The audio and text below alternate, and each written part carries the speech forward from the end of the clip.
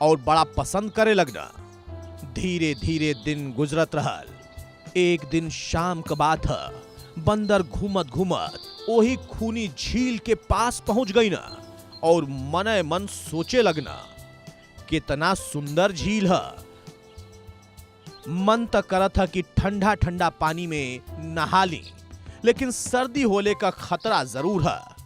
चला कौनो बात नहीं, ठंडा पानी पीकर प्यासे बुझा लेते हैं। बंदर जैसे ही झील के पानी पिए गई ना, तब वह झील के अंदर से एक बड़ा सा मगरमच्छ निकलल और बंदर के खाए के लिए झपट्टा मार देलस।